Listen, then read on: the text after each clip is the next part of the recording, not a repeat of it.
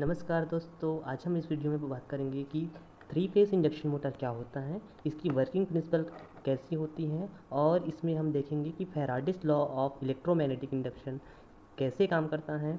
और साथ ही हम इसमें जानेंगे स्लिप का कॉन्सेप्ट जानेंगे।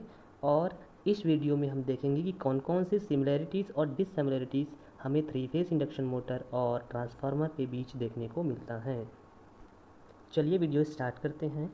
Basically three phase induction motor is the most popular type of AC motor which is used commonly in industrial drive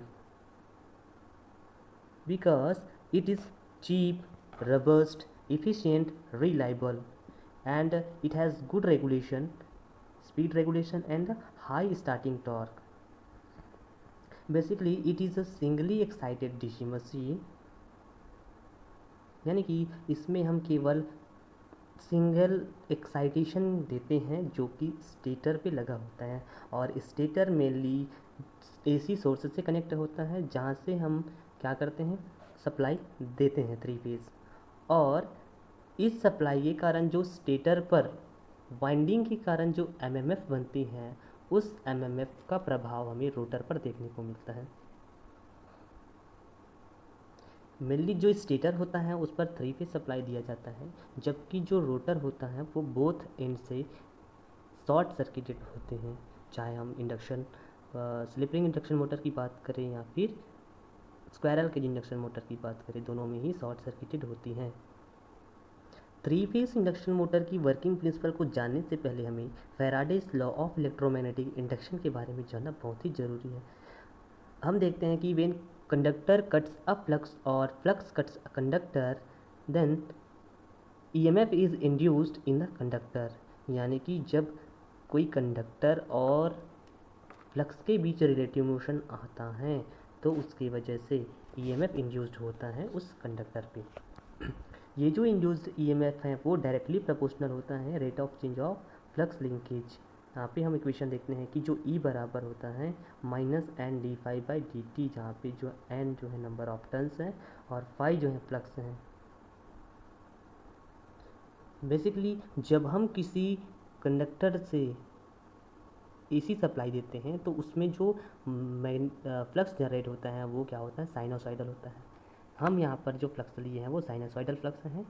इस साइनोसॉइडल फ्लक्स का इक्वेशन यदि हम electromagnetic Faraday's law of electromagnetic induction की equation में यदि रखते हैं तो हमें इस तरीके से इक्वेशन ईएमएफ इक्वेशन प्राप्त होता है।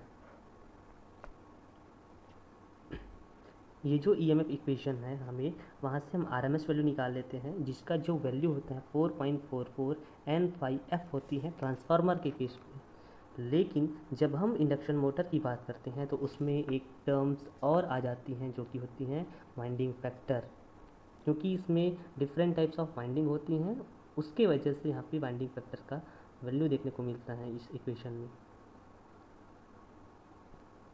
चलिए अब देखते हैं कि जो थ्री फेज इंडक्शन मोटर है वह कैसे कार्य करता है। शुरुआत से हम लोग समझते जाएंगे कि स्टेप बाय स्टेप समझते जाएंगे कि क्या क्या प्रोसेस इसमें होता जाता है। When three phase supply connected to the stator which contains three phase winding at a 120 degree with respect to each other, यानी कि इसमें थ्री फेज सप्लाई कनेक्ट करते हैं स्टेटर में जो जहाँ पे थ्री फेज वाइंडिंग होती है जो 120 डिग्री शिफ्ट पे रखा होता है। और इस 120 डिग्री शिफ्ट के कारण इस वाइंडिंग में हमें क्या मिलता है, रोटेटिंग मैग्नेटिक फील्ड प्रोड्यूस होता है। और यह जो रोटेटिंग मैग्नेटिक फील्ड है वो सिंक्रोनस स्पीड से एयर गैप पे क्या करता है, मूव करता है। जैसे ही ये एयर गैप से मूव होता है तो हम देखते हैं कि जो रोटर पार्ट होता है वो एक स्टेशनरी बना रहता है। उस कंडीशन पे फ्लक्स जो है वो रोटर कंडक्टर को कट्स करेगा, और जैसे ही रोटर का कंडक्टर कट्स करेगा तो हमने पढ़े थे कि Faraday's law of electromagnetic induction, यदि दोनों में किसी रिलेटिव स्पीड आता है तो उस कंडक्टर पे ईएमएफ इंड्यूस होगा। वैसे ही this rotating magnetic field cuts the rotor conductor and induced an EMF on the conductor by means of Faraday's law of electromagnetic induction law. The rotor conductor are short circuited both end, so when EMF is induced in the rotor current begins to flow in the rotor conductor, और वैसे ही इस पे rotor conductor पे current flow होने लगते हैं।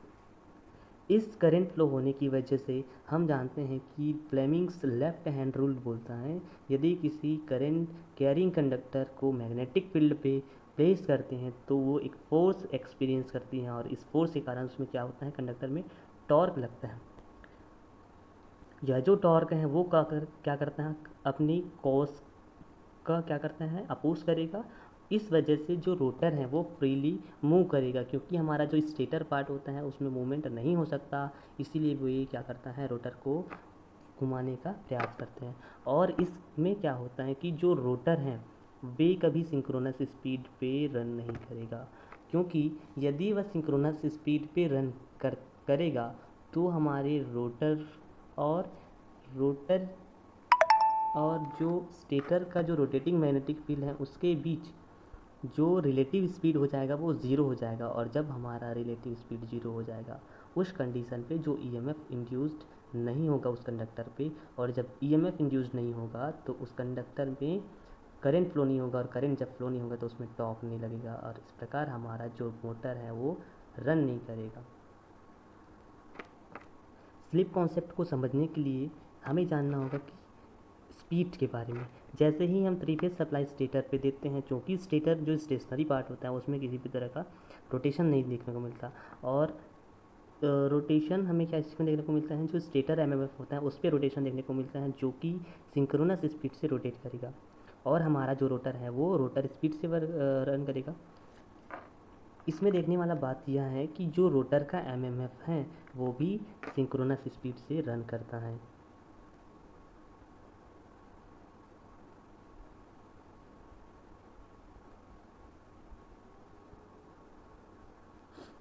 Relative speed between stator MMF and rotor हमें क्या देखने को मिलता है, N S minus N are.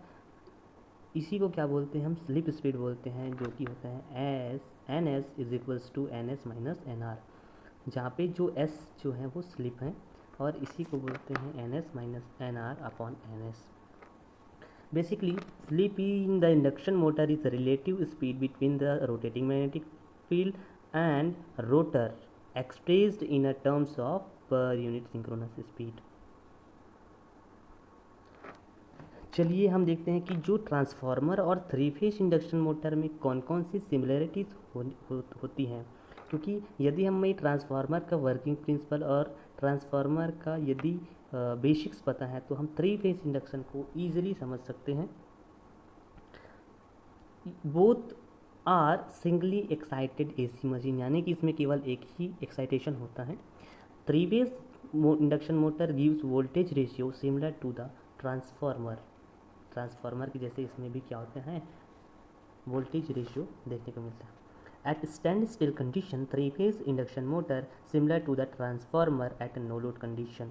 No load condition पे नो लोड कंडीशन पे जो stand still condition induction motor है वो इसकी तरह बिहेव करेगा, ट्रांसफार्मर की नो लोड कंडीशन की तरह। Resultant mutual flux in the transformer is due to the combined action of primary and secondary MMF. Similarly, in induction machine, rotating reluctance air gap flux is due to the combined action of both stator and rotor MMF। तीसरा देखते हैं कि induction machine the rotating air gap flux generate counter EMF in a stator similar to the counter EMF induced in primary winding of the transformer। A three-phase induction motor with rotor blocked behave similar to the transformer under short circuit condition। Stator and rotor possesses resistance and leakage reactance just like resistance and leakage reactance of a transformer windings।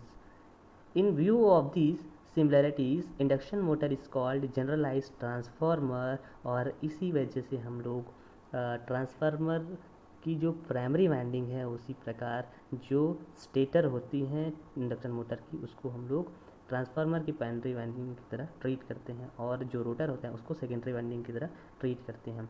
ये तो हमने देखा कि कौन कौन सी similarities होती हैं induction motor और ट्रांसफार्मर में, साथ ही इसमें कुछ डिससिमिलरिटीज़ भी होती हैं जिसको हम आगे देखते हैं। चलिए, difference between induction motor and transformer. First क्या है, due to the air gap between stator and rotor, reluctance offer to the mutual flux in induction motor is more. And transformer के केस में it has low reluctance path because iron core is use as a medium use करते हैं iron को। Due to the more reluctance, induction motor require more magnetic current, जबकि reluctance is low, less magnetizing current drawn from the supply in case of transformer. Basically, no load current varies from 30 to 50% of full load current in case of induction motor, but in case of transformer, no load current vary from 2 to 5% of full load because it has no reluctance and no leakage reactance, small leakage reactance, and iron core medium is used. It is variable frequency, मतलब जो induction motor होती हैं वे variable frequency device होती हैं, जबकि हमने पढ़ा था कि transformer is a static device which convert voltage current level without changing frequency, यानी कि हमारा जो ट्रांसफार्मर है वो कांस्टेंट फ्रिक्वेंसी डिवाइस है। इंडक्शन मोटर जो है वो एक रोटेटिंग मशीन है, जबकि हमारा जो ट्रांसफार्मर एक स्टेशनरी डिवाइस होती हैं, स्टेशनरी मशीन होती हैं, जो कि कांस्टेंट पावर पे वोल्टेज और करंट के लेवल को क्या करते हैं, कम और ज़्यादा करते हैं। आशा करता हूँ दोस्तों आप लोग समझे होंगे। धन्यवाद।